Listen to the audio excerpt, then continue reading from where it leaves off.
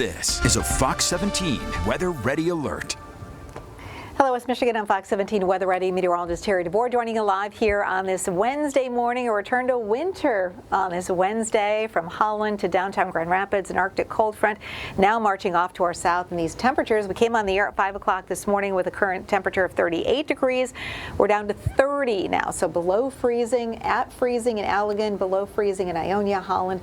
Points off to the north are already down into the 20s, and that cold Arctic air is going to continue to drop in from the north, making that changeover in precipitation and creating the potential for a flash freeze event in some of those untreated surfaces as well. So something certainly to consider, especially if you're traveling through a rural area. Overall, the Arctic cold front has dropped southward, and so that is the leading edge of this sharply colder air mass that will be with us. And over the next several days, really for the foreseeable future, our temperatures will now be below average. So Arctic air arrives with falling temps, increasingly gusty winds. This afternoon we're going to have winds gusting in excess of 35 to almost 40 miles per hour. We'll have lake effect snow showers, and in those areas with the heavy snow bands, just because of how cold the temperatures are, that snow is going to be that fine powdery snow, so a lot of blowing and drifting, creating near whiteout conditions in some places.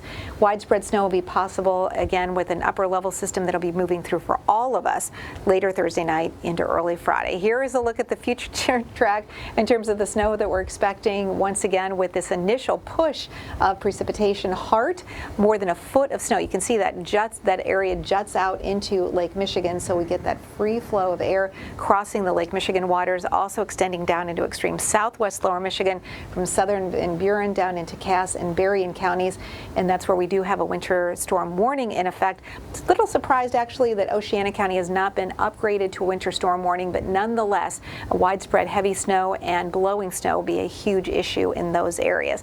Feels like readings currently, well, we're in the teens and 20s, but areas to the north already have wind chills that are down in the single figures, and by this afternoon all of us will have wind chills down into the single figures, below zero wind chills overnight tonight into early tomorrow morning, and then those wind chills should be back into the teens, low teens as we head through tomorrow afternoon. A look at the future track, and you can see again why we're looking at those hefty snow totals in those areas where the land juts out over Lake Michigan and right around the foot of the lake, and that's because of that northwesterly wind that will be bringing us into those very heavy snow bands. Well, inland areas even see some sunshine as a potential. Now keep in mind that we're all going to be experiencing the super cold temperatures, even if you do happen to see some sunshine today. As we head into tomorrow night and into the early part of the day Friday, this next batch of moisture comes our way. Widespread snow, at least a couple of inches, even making it into our inland areas, and then that system clears out, and it will be a few more rounds of lake effect snow showers for the weekend into early next week. Here is the look at the setup here. You see that most of the moisture for all of the Great Lakes will be lake effect, with once again some very hefty totals in areas along and west of US 131.